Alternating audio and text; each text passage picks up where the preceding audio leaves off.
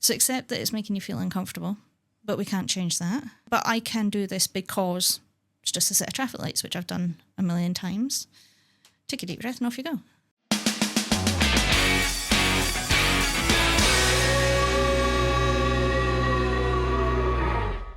We're good to go. Okay. Excellent. Right, Gillian, thank you. The first of my team to come in. Hopefully the rest will follow. Hope so. I think John said he would see how you got on first. Sounds like John. When did you pass your driving test? It was either 1999, 2000. Okay. Something like that. Long time ago. I was either 2000 or 2001. I can never remember. I want to say 2000. Pass first time? Yes. Minors? Don't remember. I got 2. One of them was for doing a 3-point turn in 5. Oh, that, yeah. Which, yeah, fair enough. I do remember that, because I did mine in Kirkcaldy, and we'd gone out towards Oriel Road, and I'd seen the 40 sign, and I'd started to speed up before I got to it, and then realised and slowed back down. And I do remember him saying that if I hadn't have slowed down, he would have failed me for that, because I realised quite quickly. Yeah. And that we had went into the estates off Oriel Road to do a reverse around the corner, and I'd never, ever been in there. Right. So I had absolutely no idea where I was going, what I was expecting, absolutely nothing, because at the time my instructor was like, this is the test routes. And then they went and took me somewhere different. Yeah, it's tricky that. Yeah, I'd done my motorbike test in Kirkcaldy years ago, and every road I joined, I was like, what's the speed limit? I missed the sign, and I was desperately trying to find the sign, and I was like, that's how our learners feel. It is. Because we just take it for granted, eh? We know them sort of. We do them all the time. Or, you know, you can kind of make an educated guess. But I think there's more changes of speed limits now. Do you still cover Kirkcaldy much with your lessons? Occasionally. I do have a couple of students in Kirkcaldy. It's more the, like, Cardendale, Lochgelly, Cowdenbeath. You know, it depends where they're going. Right. Most, if they spend a lot of time in the Kirkcaldy, it just benefits them to learn in Kirkcaldy, do their test in Kirkcaldy. Yeah, makes sense. Thinking back to your driving test day, how nervous were you? I probably was nervous. I don't remember. I was super nervous. I was stalling the car. I think at one point I said to my instructor, take me home. I don't want to do this. An hour before. Yeah. And he just gave me a bit of a stern talking to and just says, come on, you can do this. Which I don't know if it helped or not, but yeah, when I do the lessons with the guys and I seen them on that hour before, every single one of them dealt with it better than I did. I don't know, nerves get to me. And it's funny that we forget that, and yet that's what the learners are. Because I mean, I can't remember my original learner test, but for my part 2, part 3, I was nervous. And you're like, I shouldn't be nervous. I know how to drive. I've been driving for years. Nerves are a horrible thing. I had the hypnotist guy in a few weeks back. We were talking a lot about why people, suffer from nerves, and he was talking to him about it's what you're thinking about. Your mind always goes to things that you've done wrong before, and it puts this negative at the front of your mind. It's a huge part of driving, is being able to deal with those nerves. Yeah. Thinking, I mean, can you remember about your actual lessons? Anything that you remember struggling with, or do you just find it okay? I want to say hill starts.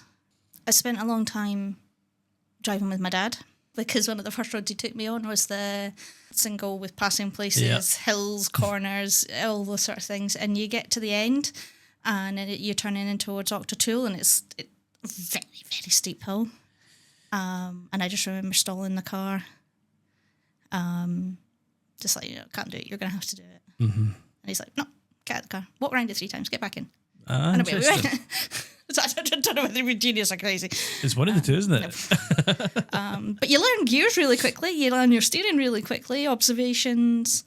So what made you want to do the driving? Had you always wanted to do it? No, it was always sort of the teaching of the new starts that I quite enjoyed. So when you had that idea of, I want to do it, I want to become a driving instructor, where did you start? Was it we sort of talked about what was involved, length of time it was going to potentially take.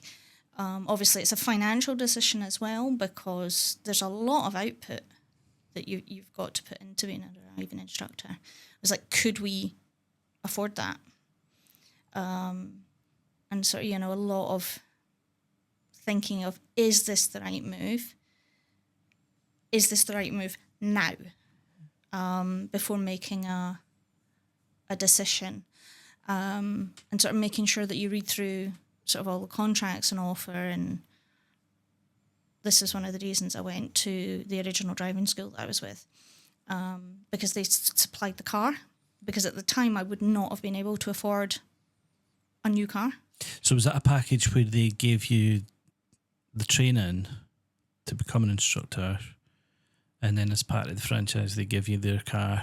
Yeah. Aye, as part of that. Yeah. I remember us meeting and you had said you were wanting to be swapping over from where you were with. Yeah. What made you want to change? Mostly more control of the area I was covering. So being a national school that I was with, they sort of worked on postcode areas. And that might be great if you're in a city environment, but when you're where we are, the postcodes they wanted me to cover had been going from Kincardine out towards the other side of Kirkcaldy, Glenrothes, Leven, Markinch, that sort of area. And if you were at the two extremes, you just spent so much time just travelling, and you're like, I could be teaching. But because they're national, that they haven't got that local knowledge really to get the students in, that they're working on being a national school and the name brand, which was great when I started, but I just felt that I just wanted a bit more control over where I was, so I wasn't travelling as much. Yeah, makes sense. That. So with the one that you were with before, could you refuse work? As in, could you say to them, it's too far away, I don't want it, or is it just an allocated thing? So it was more of an allocated thing. If you got one that come through outside your postcode area, you could come through and say, but I don't cover that area. Or you would have to agree with the student where to meet them. Mm-hmm. What advice would you give to someone who is maybe thinking about changing career and becoming a driving instructor? It's harder than you think it is. Yeah, that's fair. I do think people think it is really easy, but it's a lot harder than you think it is. Do you think people have this mentality of, I can drive, therefore I can teach? Sometimes. I know one thing I realised years after starting this job is that it's not really just about telling them what to do with their hands and their feet. It's the whys. Yeah. And you've got to know all that. Why do we do things? Even things like, you're turning right and somebody comes down the road flashing the lights at you. Why that's wrong. Why you don't have to go. And then, the other person, they get agitated and upset because you didn't go. And you're like, but you're wrong. Yeah, the highway code says you should only flash your lights to alert other road users of your presence, which is the opposite, really, to what most people do. Most people say, no, I'm here, but you can go. I want you to go. Because, they can get marked down for flashing their lights for that reason. Yeah. And you think, well, everyone does it. So you've got to try and explain to them, yeah, but don't do it on text. Just because everybody does it doesn't mean it's right. And I have had that, where a student did wave a pedestrian across the road on test. Yeah. And the number of times in lessons it's like, look, don't do that. Yeah. It's wrong, you're going to fail. Turns out they had to learn that one the hard way. Yeah, during the COVID days, I had someone do that. Just an innocent, when you go. And back then it was, right, okay. And they just took them back to test centre. Yeah. That was a hard one for them to take. It's just been nice. Yeah.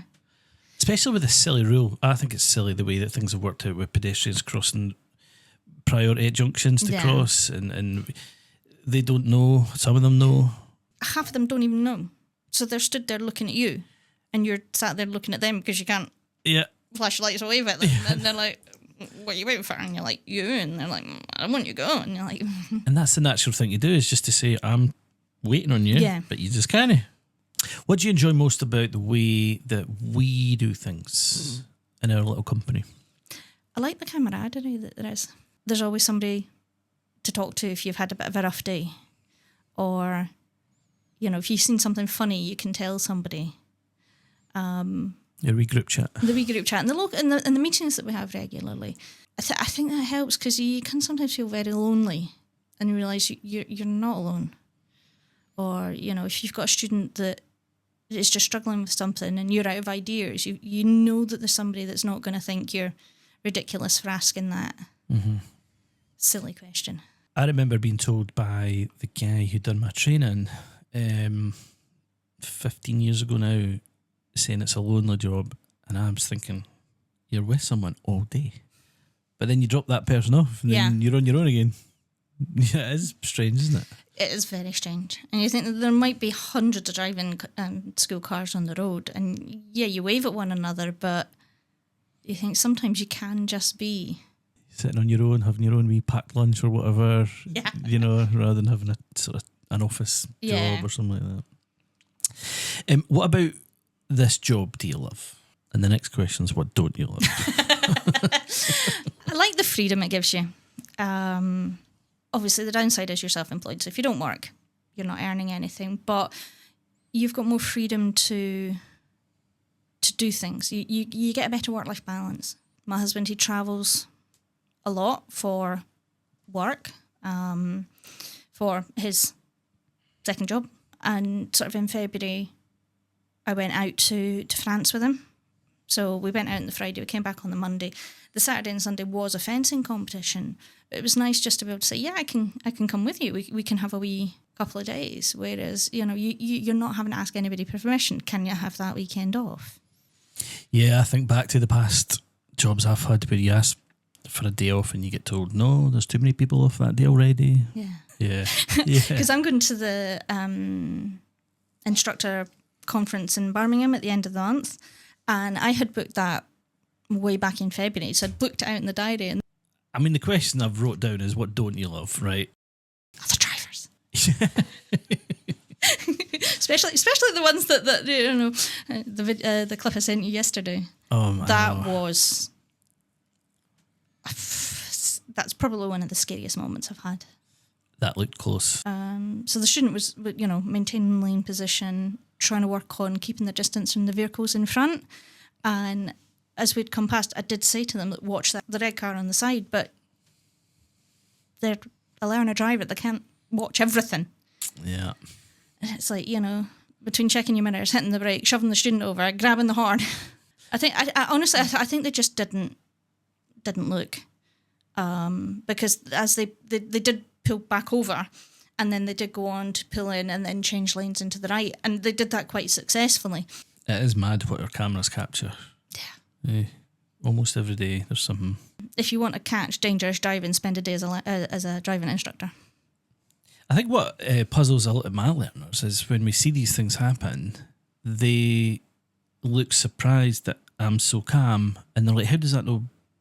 Like, how are you panicking? And I'm like, quite numb to it now. Yeah. You know, it's just a Tuesday afternoon. You know, sadly so. You sort of you expect it, really. It's almost weird if it doesn't happen. Yeah. If you have a day with no drama on the roads. Yeah. It's just quite odd. Yeah. But then you get the opposite, where you get, you know, drama just about every lesson. You're like, come on, guys, give me a break here. Yeah, you do. You get days like that, eh? When you're getting beeped at for being parked in a safe, convenient and legal place outside of a student's house. You're like, there's plenty of side on the other side of the road. You could come past me, but... Why do people hate us so much when we're doing our lessons? You know? No idea. Other than they've forgotten what it's like to be a learner. Yeah. Everyone's in a hurry. Yes. You know, everyone's running late. Everyone's... But is that down to... Because I had this conversation with a physiotherapist, and they were saying about the instant gratification that we get from, like, smartphones and social medias. Everything's now. Whereas back in our day, when the dawn of the internet, you actually had to spend days downloading things, whereas now it's instant. Have people just lost that time management? Well, that's an interesting concept. We'll just demand things quicker now, or we just expect things to happen faster. Whereas before we were just used to waiting on stuff. Yeah. Never You thought know, about if that. you think about, you know, the days of Blockbuster, and now you've got Netflix. So society's changed. Yeah. Is society changing to that instantaneous, and therefore people don't, they've lost that patience aspect of it? I don't know. It's just an interesting concept. How do you manage to stay patient and calm amongst all the chaos on the road? Because I don't think everyone has that skill, that ability. Possibly through the extra knowledge that we have, that we know what to do, what not to do. But also, there's no point in getting annoyed. Yeah. So, you know, can I directly influence it? No, there's no point in me worrying about it. Yeah, so it's quite a logical way of looking at things. It's, Yeah. you know, yeah, okay. You know, it's like, you know, I can't change the weather. I can't change the speed at which the traffic lights change. I can't change what other people can do, but I can adapt what I do. In driving lessons or outside of driving lessons, have you been involved in any accidents? I have an interesting story. I've actually got pictures. Where's my phone? I can show you the pictures. Right. This is an interesting one for you. I was at a funeral. It was my cousin's funeral. And we had the wake. And we're in the car park, within the grounds of the pub. And as a pedestrian, I was involved in an accident. Oh. Okay. And we ended up having to go to the hospital. They wouldn't send an ambulance because it was the first bank holiday after the first COVID lockdown had lifted. So they were incredibly busy. And by the time I got to the A&E, I could actually see why. But anyway, that was what it looked like as I was at the hospital. It actually went through as what did they put it through as? Injury sustained by a motor vehicle driven by a person under the influence who then drove away. So basically a drunk hit and run. You can see how swollen my knee was. That looks sore. This was in the car park. This was in the grounds of the actually you can see there the difference between the two knees. Oh, yeah. So this was COVID time, 4 or 5 years ago? Yeah. I was like black from hip to toe. My leg was swollen. I couldn't bend my knee.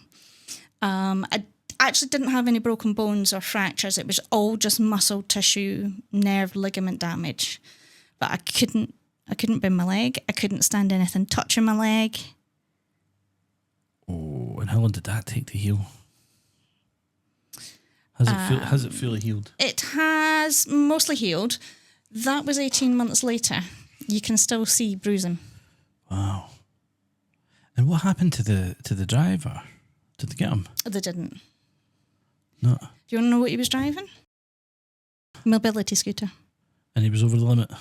I suspect he was drunk when they served him, which they shouldn't have served him then because that is goes against all the alcohol licence laws.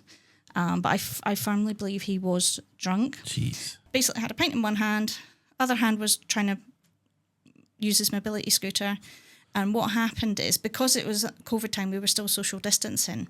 We had these big picnic benches, picnic tables, and I was sat with my back to the table so I could talk to the person sat the other side. And he'd hit the back of the picnic table the other side, shoved me into the one in front. And then as he was trying to get round, he just kept reversing and hitting, reversing and hitting, reversing and hitting. Oh, man. And he got away? Yeah, he just literally drove off as we were trying to deal with getting me out from between the two benches and calling the ambulance and stuff like that. So my dad had driven me to the hospital. I had to stay at the hospital. They couldn't stay with me because obviously COVID. They then my mum and dad had to come and pick me back up. We then went back to the hotel for however many hours sleep before we left. So I had gone down to Kendal to meet my mum and dad and travelled down to Derby with my mum and dad. So they drove me back up to Kendal, and then you're like, how am I going to get home from here? I can't drive. It was my right leg. Oh, man. So my husband had to bring my 2 daughters. My middle one at that point had literally passed her driving test the week before. And he had to bring me home so she could drive my car home, literally from Kendal a week after she passed her driving test. Wow. So it's not just the roads that are dangerous, it's the car parks. And I think it's just generally, it's people. It's not cars, it's not vehicle, it's people. You know, I do get a bit jumpy whenever somebody on a mobility scooter comes up behind me now. I do not blame you. I do not blame you. So I mean, is it healed? Yes. Can I move my leg? Yes. Do I get any pain? No. I do sometimes just find myself not moving properly, and you're like, you can go upstairs 1 foot at a time. You don't have to go up one, up one, up one. So it's there's still something. Yeah. Wow. But sort of lots of physio, lots of standing on one leg to try and regain the balance. There's still a little tiny. So I developed a golf ball size hematoma, which is essentially blood clot, just on the side of my leg, just round where the initial impact was, and I can still feel that sometimes. Right.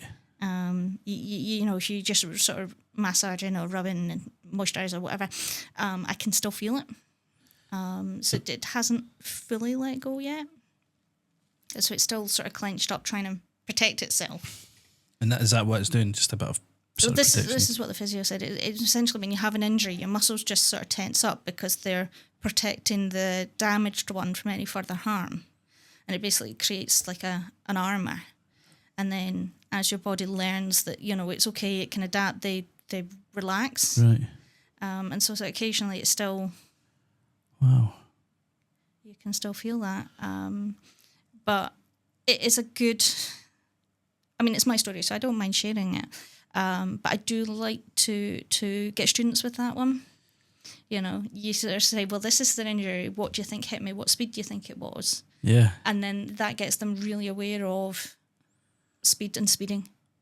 Wow. You know, that was a very low speed impact that happened at, because mobility scooters are, well, there's 2 classifications. I think 8 miles an hour is the trot one, if it's designed for roads. I would never have guessed it would have been something that damage that you showed me there caused by, you know, something going that speed. I'd never have guessed it. I mean, because I've had this conversation with John, and I was like, one day I am going to sit down and I'm going to basically tell the story and sort of put a video together with the pictures and things, just to make people just aware of how dangerous vehicles can be. Because all these people that complain about 20 mile an hour zones, and that happened to me at probably not even 4 miles an hour, that I dread to think what could have happened at 24 miles an hour. But I like the way that you're thinking about to teach others, or, you know, to let others understand even low speed impact. Yeah, because I mean, I think motorists, they go, 20 miles an hour, that's going to impact my journey and things like that. They're not thinking about the what ifs. It comes back to that, they're just in a rush, everyone's got somewhere to be. The instant gratification side of things. Yeah. You know? And are modern cars designed to do 20 miles an hour? Probably not, but how long are you spending at that? Is that, I mean, any other accidents at all on the roads and cars and lessons? Touchwood. A lot of close calls. Touchwood, I've not had an accident yet in a lesson. I've had 2 whilst on a lesson. Jeez. Both the other person's fault. In fact, this is season 2 of these podcasts. The first episode that's going to be put out of this season is me talking about all the accidents that I've been involved in over the years in a sort of educational way. Yeah. Which also ties into the sponsor of the podcast, that as the accident company that can help you, an accident management company. Yeah. In an awful crash, don't you stress. Get it sorted fast with cash. If you're in a crash, call cash. If you're in a crash, call cash. If you're in a crash, call cash.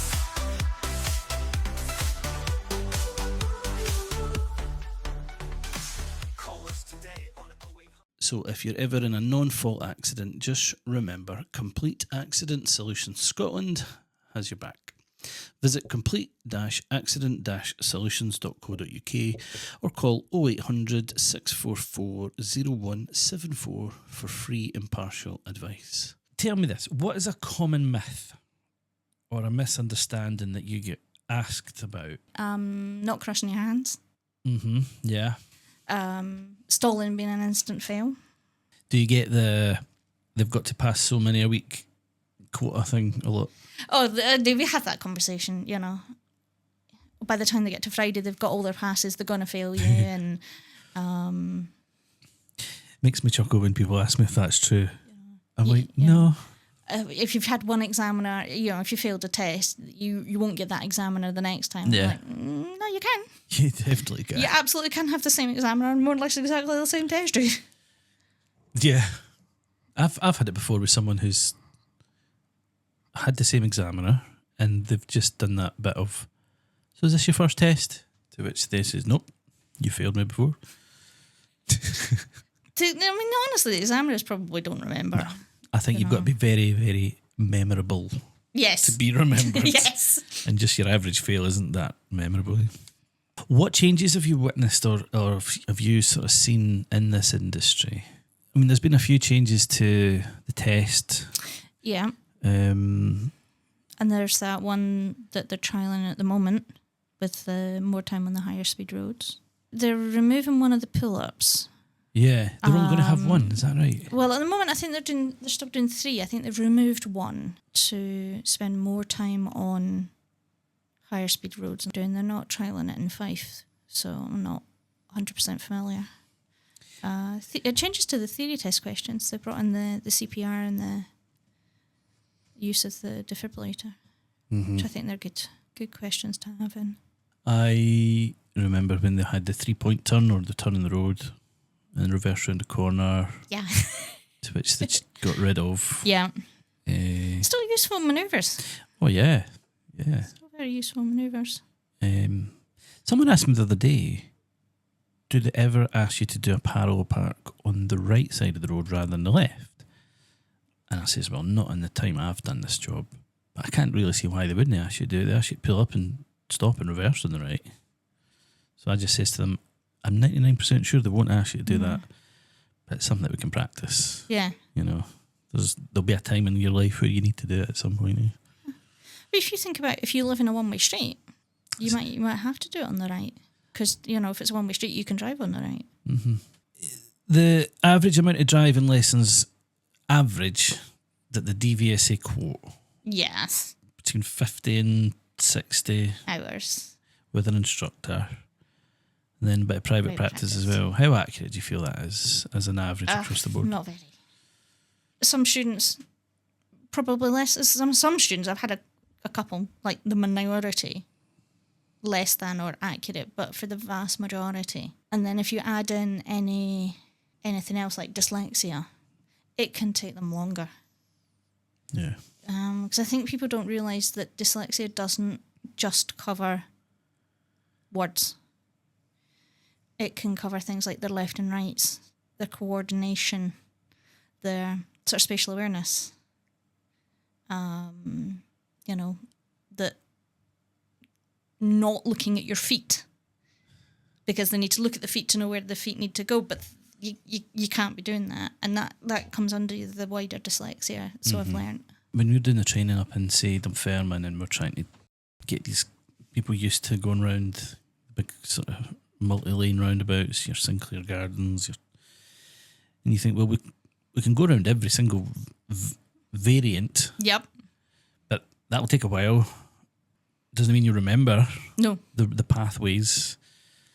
So it's going to take a bit of time to just get used to these roundabouts, and that's going to add up. Yeah. You know, just the spirals on their own. And I think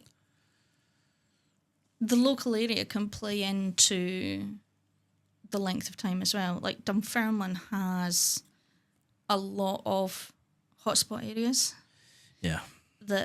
Where something isn't the norm, and that can take them. You get these sort of direct calls, but I get them a lot where people say, I've got a test in 3 weeks' time. Yeah. I'm a great driver, right? Yeah. I now just come straight out and just say, are you needing a car for your test? If they say yes, I'm like, we're not going to help you. Yeah. We just can't. Oh, but I'm a good driver. Yeah, you probably are. But we need to see it with our own eyes. And you just can't help but feel that people are just thinking you just want my money. And it's like, listen, if we don't get your money, somebody else will give us money for that slot. So it's not that. So I find it a lot easier now just saying to people, are you phoning me because you want a car for test? If that's the case, probably can't help you. Yeah. I mean, if they're looking for, like, say, 4 or 5 weeks' time, you say, well, you know, I would have to assess your driving. I'm happy to give you lessons.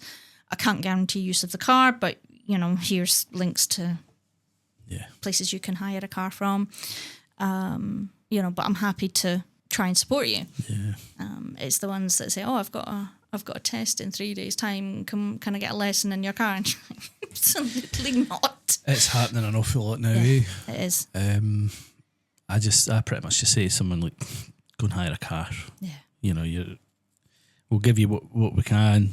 Check out our YouTube channel, it might help you, but can't take you for test. No. The test wait times don't help that. Do you think that's going to improve anytime soon? Anytime soon, no. I can't see how without doing something drastic. They need a lot more examiners, eh? They do. Do you think why do you think it's happened like this so suddenly? It feels like for years it was fine, then all of a sudden... Well, I don't think COVID helped with that because they had so much time where they couldn't examine, and then you had those people that were ready, and then you had the new people that were waiting to come on, and then it just... The pass rate, which, you know yourself, Dunfermline's 49%, 50%, something like that. I remember the last time I looked at it was mid-40s, I think. Yeah.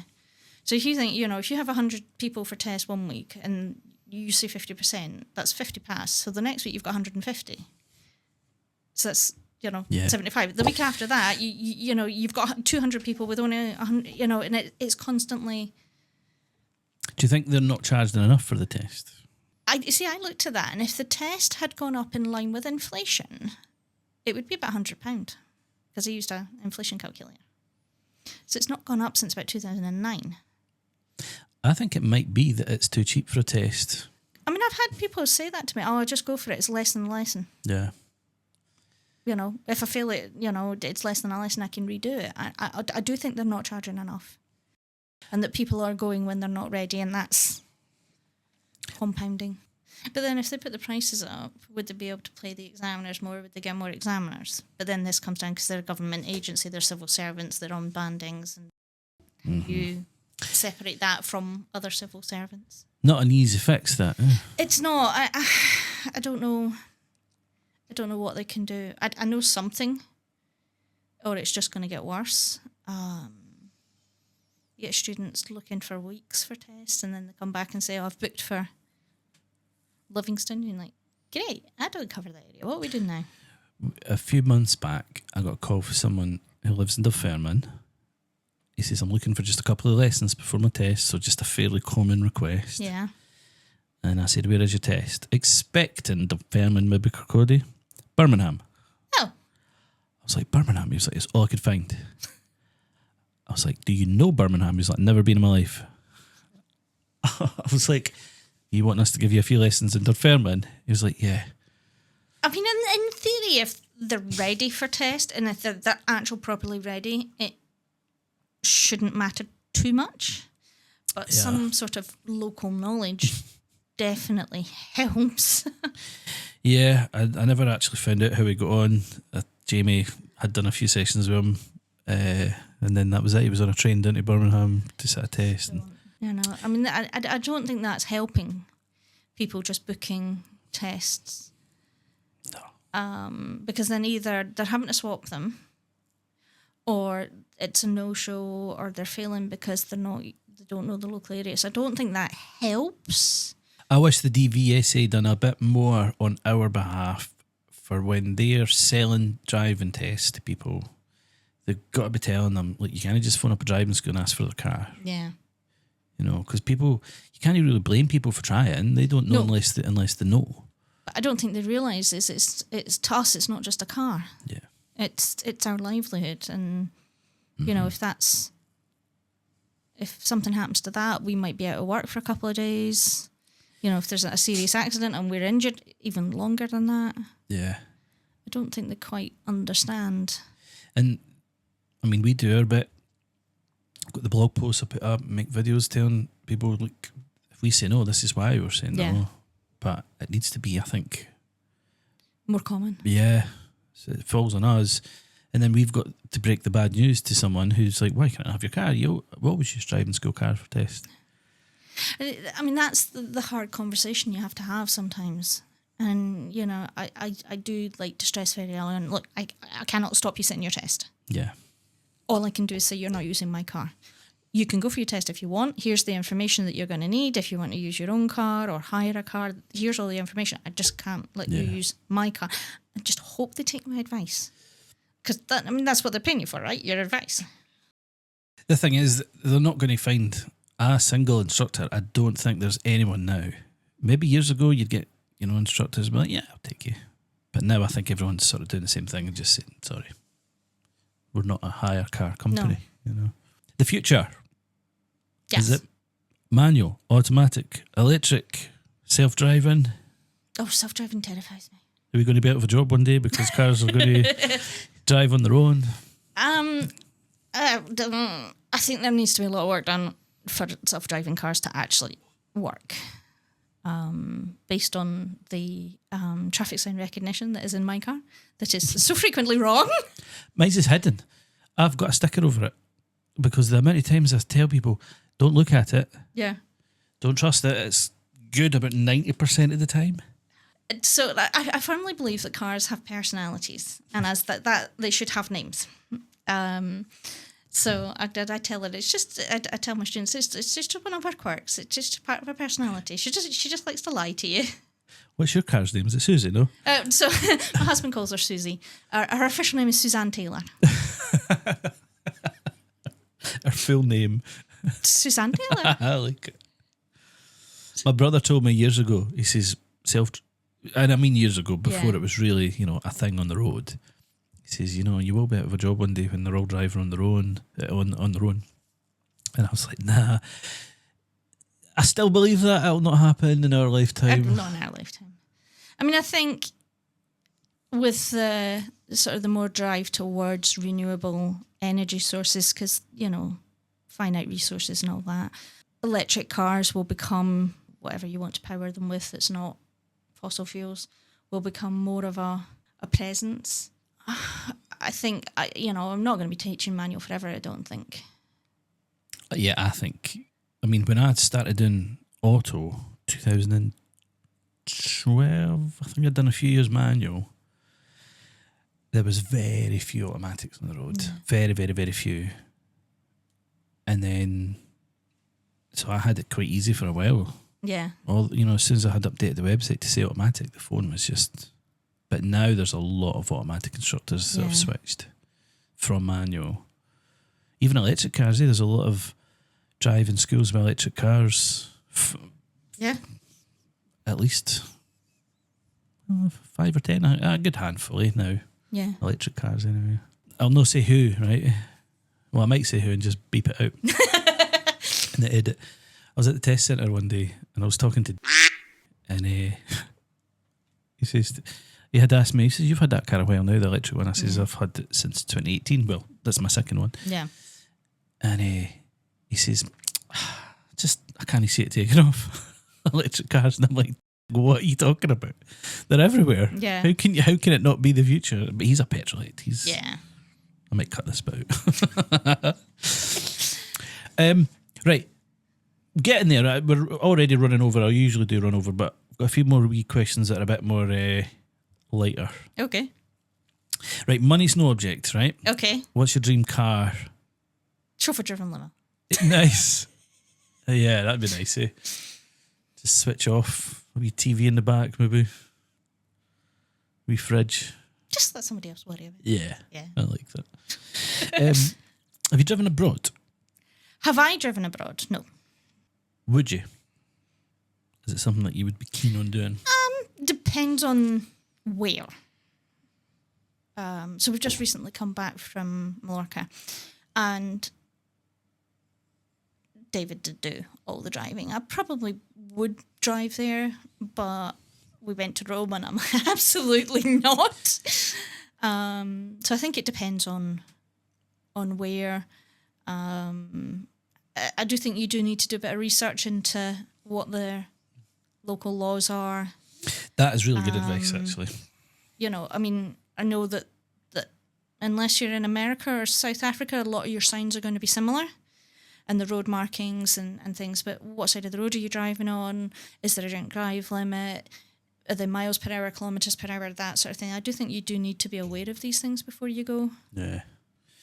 I didn't enjoy it. I've only done it once. Don't think I would want to do it again anytime soon. Do you enjoy driving, or does it feel a bit like work these days? You know, I didn't really enjoy driving before I became a driving instructor. Mm. And I think it's because I now have a better idea of the laws and the rules, and I don't feel as stressed. This is what goes back to what you were saying about the hypnotherapist, is break it down to its simplest concept. What is it? What can you deal with? Is it just a move off? Is it just a set of traffic lights? It's just a roundabout. It's just gap judgment. What is the simplest thing that you can deal with, that you know how to do, that you're confident in doing, and then follow through on that? Yeah, I like that. Breaking things down a bit. Yeah. So it's one of the training courses that I did. It's with Diane Hall, lovely lady, and she basically uses basically ABC, accept, but and because, and calmly do. So accept that it's making you feel uncomfortable, but we can't change that. Go, I can do this because it's just a set of traffic lights, which I've done a million times. Take a deep breath and off you go. It's the ABCs. Or the other one that we use is the best: behaviours, emotions, sensations, thoughts. That if the thoughts are negative, you start to trigger the physical sensations, which starts to trigger the emotions, which is then with the behaviour. So if they're starting to think, oh, we stall here, I don't want to stall here, what's going to happen? You know, that is exactly what the hypnotist... Yeah. I call him a hypnotist. His full title was... In fact, I've got it here. Oh, actually, it just says the letters after his name. I thought you were going to say it just says hypnotist. He's hypnotised you. When I was doing his edit and I put it was like, coach, therapist, whatever, Yeah. But yeah, that's what it said. But so, if you can get them to think about the, instead of the negatives, is what do I need to accomplish this? When can I relate this to a time that I've done it before? Focus on that, and then you get the positive sensations, the emotions, and the behaviour follows through. Because this is one of the other things that Diane said on the training course, was that your body can sometimes feel opposite emotions the same way. So if you think about like jelly legs, sweaty palms, racing heart rate, what emotion are you putting towards that? Nerves, anxiety. But what if you're excited? What if it's adrenaline? Right, so it's you get the same sensations, but because you've put a label on it one way or the other, depends on how you think through it. So you got to trick your mind into thinking, I'm excited. Yes. Not nervous. Yes. And, if you can change that behaviour, and if you can recognise earlier that it's coming in, you can actually override your emotions, so that it's not that you're not feeling them, but so you can allow the brain to go through it. Because once you start to allow emotions to involve, it just takes over your body. And then you're standing there going, well, why am I doing this? I know I'm Yeah. Why am I doing this? It's like me, right? I'm absolutely terrified of spiders, always have been. And I will be the first to admit that I will phone my dad, who lives in Cardendale, to come get a spider out of my house. It was above my living room door, and I would literally be going out my back door, around my house, and in my front door, so I didn't have to walk through that that doorway. I know that the spider is we do not, it's not going to kill me. It's more scared of you. It's more scared of me. But at that point in time, I allowed the emotions to get involved, and I thought, right, I can hoover this up.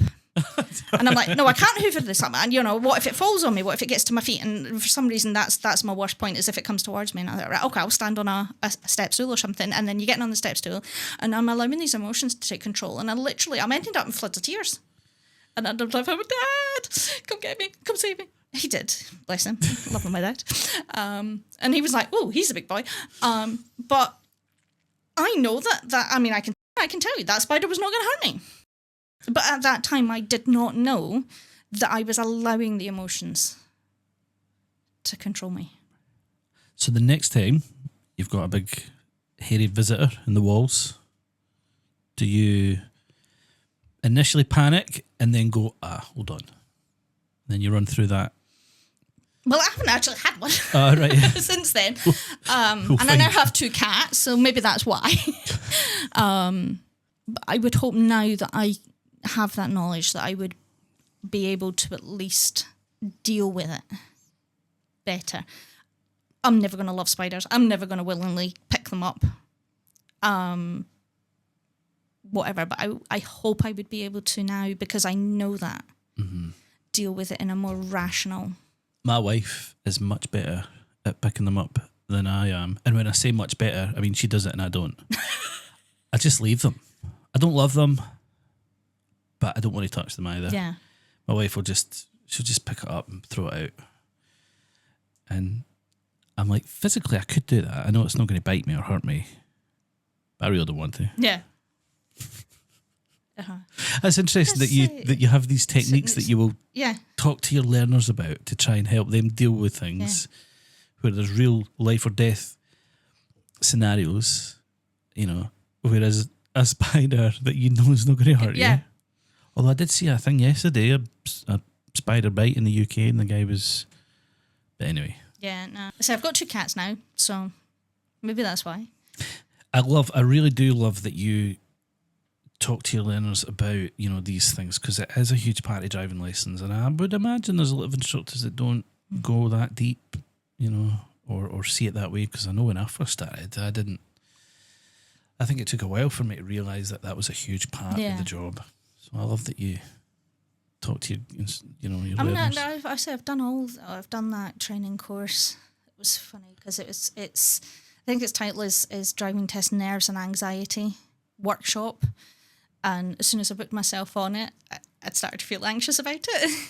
Because, you're going somewhere, you're meeting people you've never met before, big room with lots of people, not really my scene. And I don't know what I was thinking when I decided to go to this conference in Birmingham. The irony of getting nervous about a course that's exactly. To do with nerves. But Diane and Chris were just so funny. It's one of the best workshops I've been on. They just put you at ease right from the very beginning, and we literally just laughed all day. And you feel that you came away with more sort of skills and techniques. Yeah. Monkey brain's one that we talk a lot about. The way I explain it to the learners is you've got your logical, rational brain. That's you. You've got your emotional brain. That's the monkey. And then you've got the long-term memory part of your brain, the supercomputer, and both of you put information in and both of you take information out.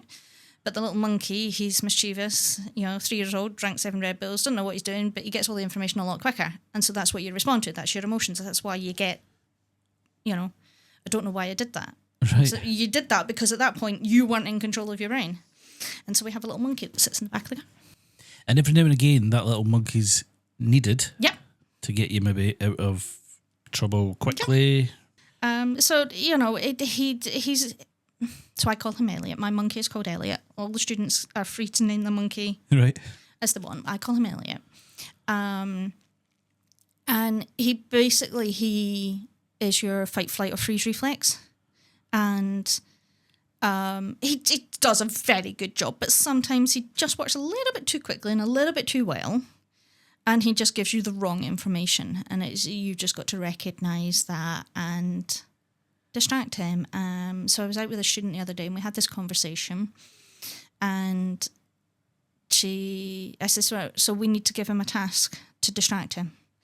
And she says, what can we do? And she's like, we're going to tell him to look for some sheep.